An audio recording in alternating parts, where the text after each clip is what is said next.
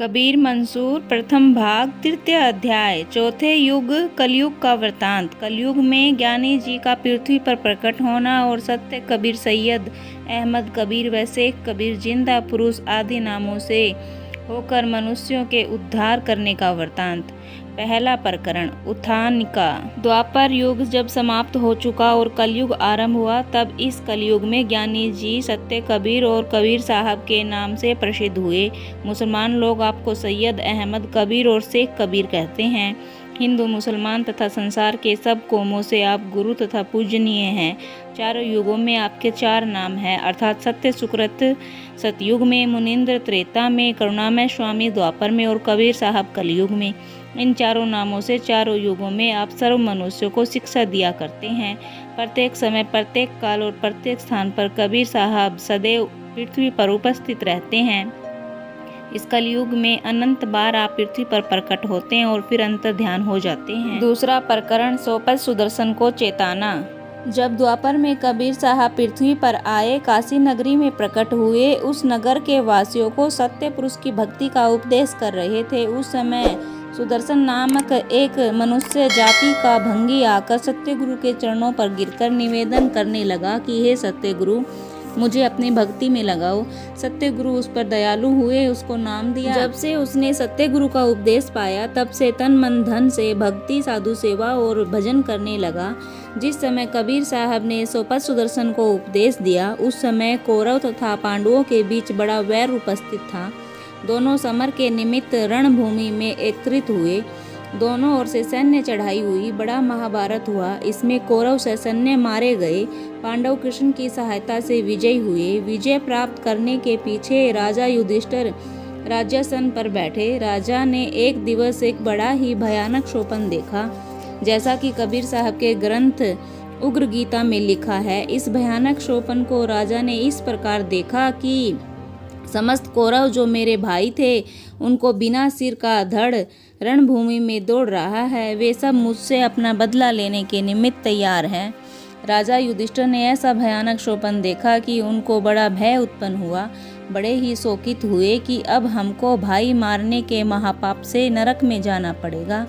इस भय से कातर होकर युधिष्ठिर श्री कृष्ण के पास जाकर कहने लगे कि हे महाराज, ऐसा भयानक स्वप्न देखा है जिससे कि मेरा हृदय स्थिर नहीं है, बड़ा भय उत्पन्न हो रहा है। कृष्ण बोले, हे युधिष्ठिर, भीम आदि को सुनो, तुमने अपने भाइयों की हत्या की है, जिसका महापाप तुम लोगों को हुआ है। इतना सुनकर युधिष्ठिर, भीम, अर्जुन बोले कि हे महाराज, हम तो महाभारत करने पर उद्धत नहीं थे। आपने ही गीता का ज्ञान सुनाकर हमें युद्ध के निमित्त प्रस्तुत करा के हमारे भाइयों को हमसे मरवा डाला। इसमें हमारा क्या दोष है?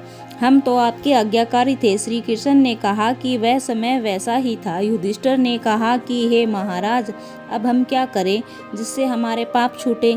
तब श्री कृष्ण ने कहा कि पहले सर्व तीर्थों का जल मंगवाओ, उससे स्नान करो। तब राजा ने समस्त तीर्थों का जल मंगाकर उससे स्नान किया। श्री कृष्ण ने कहा कि अब तुम हाथी दान, घोड़ा दान, गऊ दान, कन्या दान, स्वर्ण दान, चांदी दान, पृथ्वी दान, अन्न दान इत्यादि धर्म करो।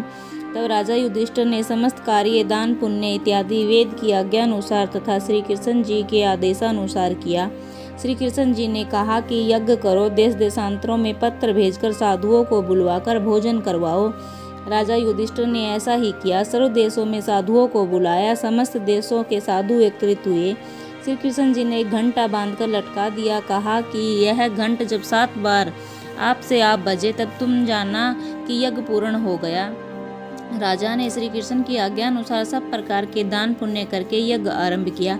इस यज्ञ में 25 करोड़ ब्राह्मण आचार्य एकत्रित हुए। 7 करोड़ 80 सहस्त्र ऋषि मुनि सिद्ध साधु सठ दर्शन के उपस्थित हुए। पांडवों ने बड़े प्रेम तथा भक्ति सहित भोजन करवाया। सब प्रकार के दान पुण्य किए, पर एक बार भी घंट न बजा। इससे पांडवों के चित्त में बड़ा संदेह उत्पन्न हुआ। राजा युधिष्ठिर अपने भाइयों सहित कृष्ण जी के पास जाकर पूछने लगे कि हे महाराज, हम लोगों ने तो आपकी आज्ञा अनुसार सब प्रकार के दान पुण्य किए। 32 करोड़ 80 सहस्त्र साधु ब्राह्मण भोजन कर चुके। सबके ऊपर महाराजा आपने स्वयं भोजन किया। अब इससे बढ़कर क्या रहा।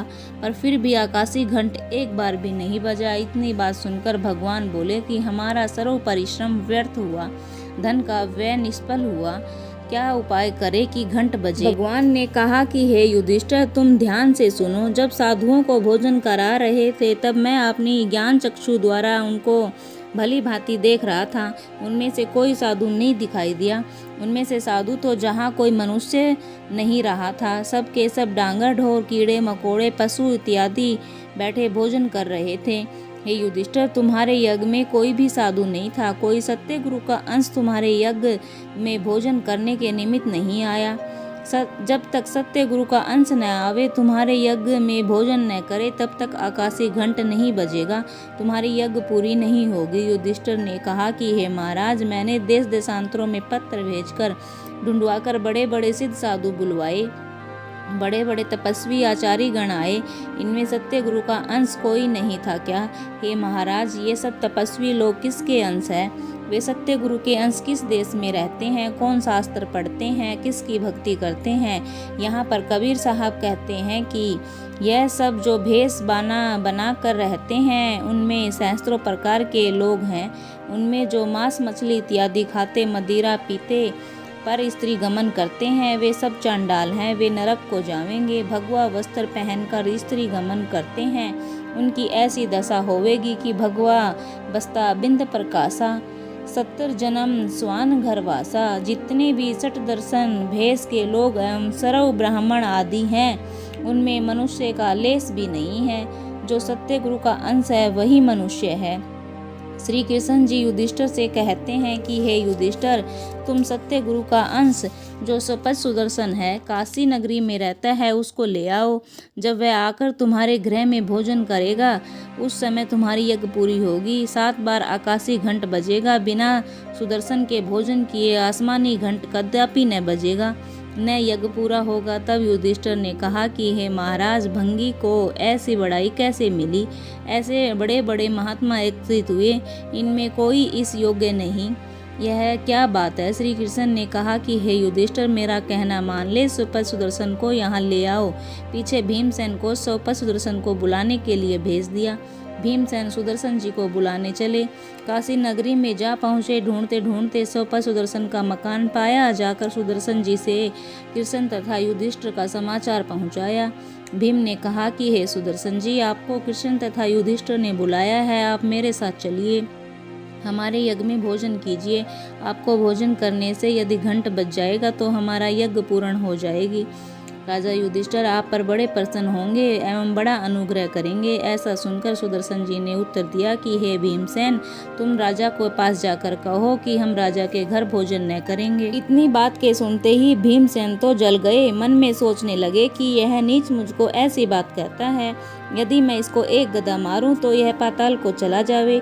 जब भीमसेन ने अपने मन में यह विचार किया, तब सौपथ सुदर्शन जी महाराज ने भीमसेन के अंतःकरण की बातों को जानकर कहा कि हे राजा जी, मैं अपने मकान के भीतर हो आता हूँ, तब आपके साथ चलूँगा। तब तक आप मेरी सुमरनी लेकर चले, शीघ्र ही मैं आकर आपके साथ हो लूँगा। यह कहकर सुदर्शन जी तो भीतर चले गए। भीमसेन उनकी सुमरनी उठाने लगे तो वह न उठी। बड़ा बल लगाया पर उस जगह को न छोड़ा। लज्जित होकर भीमसेन उसी जगह खड़े रहे। इतने में सुदर्शन जी भीतर से बाहर आए। देखा कि भीम जी लज्जित खड़े हैं। तब कहा कि हे राजा जी, मैंने आपसे कहा था कि मेरी सुमरनी लेकर आप चलो, पर आप खड़े रह गए, क्या कारण है? भीमसेन ने उत्तर दिया कि मुझसे सुमरनी नहीं उठी। सुदर्शन जी ने कहा कि जब मेरी सुमरनी आपसे न उठी तो मैं आपके गदा मारने से पाताल को क्यों कर चला जाता। आप अब यहाँ से चले जाओ, मैं आपके घर भोजन करने न जाऊँगा, क्योंकि तुमने भाइयों तथा संबंधियों को मार कर गिरा दिया। ये पाप किया है। यह बात सुनकर भीमसेन नितांत ही क्रुद्ध हुए। झुंझलाकर राजा युधिष्ठिर के पास लौट आए। सौपथ सुदर्शन का सर्व हाल कहकर भीम ने कहा कि यह तो बड़ा घमंडी है, कड़ी बातें कहता हुआ कहता है कि मैं राजा तथा कंजरी के मकान पर भोजन नहीं करता, उसकी सूरत देखने को मेरा मन नहीं चाहता। हे महाराज, मैंने आपका तथा श्री कृष्ण भगवान का भय किया, नहीं तो बिना मारे न रहता। जो कड़ी बातें उसने कही वे मेरे सहन करने योग्य नहीं थी। इतना सुनकर महाराज युधिष्ठिर भीम आदि को साथ लेकर श्री कृष्ण के समीप गए। जाकर कहा कि हे महाराज, आपने व्यर्थ ही ऐसे शूद्र के समीप भेजा। भला इतने सिद्ध साधु ऋषि मुनि एकत्रित हुए हैं, उनमें सुदर्शन भंगी को ही आपने श्रेष्ठ क्यों ठहराया? उसमें कौन सी बड़ाई है? वह कैसे अच्छा है? श्री कृष्णचंद्र बोले कि हे युधिष्ठिर, तुम सोपत सुदर्शन की श्रेष्ठता तथा बड़ाई से अनभिज्ञ हो, पर मैं भली भांति जानता हूँ, बिना सोपत सुदर्शन को भोजन करवाए तुम्हारी यज्ञ पूरी न होगी, न घंटा बजेगा। भीमसेन बोले कि हे कृष्ण जी, मैं इस बात का विश्वास न करूंगा जब तक कि आंखों से न देख लूं। 7,80,000,000 ऋषि मुनियों में सोपत सुदर्शन कैसे श्रेष्ठ ठहरा? यह बात सुनकर कृष्ण जी कहने लगे कि हे भीम, मैं तुम लोगों को अवश्य ही सोपत सुदर्शन की श्रेष्ठता दिखाऊंगा। जब तुम सब चक्षु से देख लेना तब विश्वास करना। हे युधिष्ठिर, तुम स्वयं सुदर्शन जी के बुलाने के निमित्त जाओ, अत्यंत नम्रता पूर्वक मिलना, बड़ी मर्यादा तथा बड़े सम्मान पूर्वक श्रीमान महाराज सुदर्शन जी को बुला लाना। सुदर्शन जी महाराज पधारने से तुम्हारी यज्ञ पूरी होगी। तुम अपनी दृष्टि से सुदर्शन जी की श्रेष्ठता देखोगे तो जानोगे कि करोड़ों साधुओं में तथा उनमें क्या विभिन्नता है, क्या गुण तथा महत्व है। श्री कृष्ण जी की आज्ञा अनुसार राजा युधिष्ठिर स्वयं सुदर्शन जी को बुलाने चले। बनारस में पहुंच उनसे भेंट करके निवेदन किया कि हे भक्त जी, आप दया करके मेरे साथ चलो, बिना आपके मेरी यज्ञ पूरी नहीं होती। आप कृष्ण जी के बड़े भगत हो। महाराज कृष्णचंद्र आपके हृदय में विराजमान है, भगवान का मन आप ही से प्रसन्न है। युधिष्ठिर की ऐसी नम्रता तथा गिड़गिड़ाहट को देखकर सोपत सुदर्शन जी दयालु होकर कहने लगे कि हे युधिष्ठिर, तुम्हारी नम्रता से मैं नितांत ही आह्लादित हुआ, तुम्हारे साथ मैं चलूंगा। कारण यह है कि तुम प्रेमी भगत हो। हे युधिष्ठिर, तुम निश्चय जानो कि हम कृष्ण के भगत हैं। हमारा सत्य गुरु सत्यलोकवासी है, हम उसके अंश हैं, कृष्ण उसी के अवतार हैं। हे युधिष्ठिर, तुम कृष्ण का विश्वास सदा करना, क्योंकि वो भक्त वत्सल है। स्वयं कृष्ण ने तो तुम्हारे यज्ञ में भोजन किया, फिर घंटा क्यों न बजा? यदि मैं कृष्ण का भक्त होता तो वो मुझको बुलाने की आवश्यकता समझते क्या? जब स्वयं श्री कृष्ण जी के भोजन से घंटा नहीं बजा, पर कृष्ण के भक्तों के भोजन से घंटा बज सकता है? हे युधिष्ठिर, तुम्हारा प्रेम तथा तुम्हारी भक्ति देखकर मैं तुम्हारे साथ चलता हूँ, परमार्थ के निमित्त मुझको जाना आवश्यक है। यह कहकर सुदर्शन जी युधिष्ठिर के आगे हुए और युधिष्ठिर महाराज उनके पीछे हो लिए। इसी प्रकार सुदर्शन को लिए महाराज युधिष्ठिर अपने मकान पर पहुँचे। जब सोपत से सुदर्शन जी राजा युधिष्ठिर के मकान में प्रविष्ट हुए, राजा ने रानी द्रौपदी को आज्ञा दी कि स्वादिष्ट भोजन बनाओ, सम्मान तथा प्रतिष्ठा पूर्वक संत को भोजन कराओ। उसी समय द्रौपदी ने भोजन बनाने का प्रबंध किया, भांति भांति के स्वादिष्ट भोजन बनाकर प्रस्तुत किए। अत्यंत मर्यादा के साथ सुदर्शन जी को आसनासीन कर मेवे तथा पकवान के थाल सामने धर दिए। सुदर्शन जी ने जो सम्यक प्रकार के स्वादों से विरक्त थे, सब खट्टा मीठा आदि भोजन एक साथ मिला दिया, क्योंकि आपको तो किसी प्रकार के स्वाद की कामना ही नहीं थी। सबको मिलाकर खाने लगे। 3 ग्रास खा चुके थे कि रानी द्रौपदी के मन में ऐसा ध्यान हुआ कि फिर तो सुदर्शन नीच अज्ञानी है, भोजन के स्वाद को वह क्या जाने। मैंने कितने प्रकार के भोजन बनाए थे, सबको एक साथ मिलाकर खाते हैं, नमक मिष्टान आदि का स्वाद तनिक विचार नहीं करते। सुदर्शन जी ने द्रौपदी के हृदय की बातों को जानकर अपने हाथ से भोजन को खींच लिया। केवल 3 ग्रास खाए, अधिक भोजन नहीं किया, हाथ धोकर चले। सुदर्शन जी ने जो 3 ग्रास खाए, इस कारण आकाश में 3 बार घंटा बजा, अधिक नहीं बजा। उस समय राजा युधिष्ठिर को फिर संदेह हुआ। कृष्ण के पास आकर कहने लगा, महाराज अब क्या करे? सुदर्शन जी ने भोजन किया तो भी 3 बार घंटा बजा, किस अपराध से पूरे 7 बार नहीं बजा? महाराज कृपा कर इसका कारण बतलाइए। कृष्णचंद्र ने कहा, हे युधिष्ठिर, रानी द्रौपदी ने अपने मन के भीतर सुदर्शन जी के खाने के समय निंदा की। सुदर्शन अज्ञानी है, भोजन के स्वाद को नहीं जानता, इस कारण सुदर्शन जी ने उसके अंतःकरण की बात को जानकर खाने से हाथ खींच लिया। तुम्हारी यज्ञ पूरी नहीं हुई है, इसलिए घंटा नहीं बजा। अब तुम दौड़ कर जाओ, सुदर्शन जी के चरणों पर गिरकर अपना अपराध क्षमा कराओ, प्रार्थना तथा निवेदन करके उन्हें फिर ले आओ। बड़ी मान भक्ति तथा नम्रता पूर्वक भोजन कराओगे तो 7 बार घंट बजेगा। सावधान, किसी प्रकार की विभिन्नता न करना। इतनी बात सुनकर राजा युधिष्ठिर दौड़े गए और सुदर्शन जी के चरणों पर गिरकर अत्यंत नम्रता से कहने लगे कि महाराज, हमारा अपराध क्षमा करो, हम अज्ञान से अंधे हैं, आपके भेद को नहीं जानते, अब चलकर हमारे घर में भोजन करो। जब राजा ने बड़ी नम्रता की तब सुदर्शन जी पुनः दयालु हुए, राजा के घर आकर पुनः भोजन किया। तब 7 बार आकाश में आप से आप घंट बजा, चारों ओर से जय जयकार ध्वनि होने लगी। समस्त राजा प्रजा आकर सोपत सुदर्शन के चरणों पर गिरे। षट दर्शन के ऋषि मुनिगण आकर दंडवत प्रणाम करने लगे। 5 पांडव अत्यंत नम्रता पूर्वक उनके चरणों पर गिर स्तुति करने लगे। सुदर्शन महाराज की महिमा सब संसार में प्रकट हो गई। भीमसेन ने कहा था कि जब तक हम सोपत सुदर्शन की श्रेष्ठता अपनी आंखों से न देख ले तब तक विश्वास न करेंगे, क्योंकि कृष्ण जी ने प्रतिज्ञा की थी कि मैं तुमको सुदर्शन की श्रेष्ठता तुम्हारी आंखों से दिखला दूंगा, तुम देख लेना तब विश्वास करना। इस कारण कृष्ण जी ने आज्ञा दी कि अब यह सब समाज जो इस समय उपस्थित है पुष्कर जी चले। आज्ञा अनुसार सब पुष्कर जी को चल दिए। जब समस्त समाज को समेटकर राजा युधिष्ठिर तथा कृष्ण जी पुष्कर तीर्थ गए। कृष्ण जी ने 1.25 लाख प्रदीप जलवाए। युधिष्ठिर जी से कहा कि अब तुम लोग आदमियों की परछाई इस जल में देखो। उन्होंने देखा तो सर्व मनुष्यों का प्राकृतिक स्वरूप उस जल में दिखाई दिया। अथा गधा, सुअर, कुत्ता, बैल, हाथी, घोड़े, पशु, हिंसक जीव, कीड़े मकोड़े आदि देख पड़े। उनमें से एक भी मनुष्य नहीं था, केवल सुदर्शन जी महाराज ही इनमें मनुष्य थे। जब पांडवों ने सब चक्षु से देख लिया कि सुदर्शन जी के अतिरिक्त दूसरा कोई मनुष्य नहीं है, तो उनको सुदर्शन जी की श्रेष्ठता का परिचय भली प्रकार मिल गया।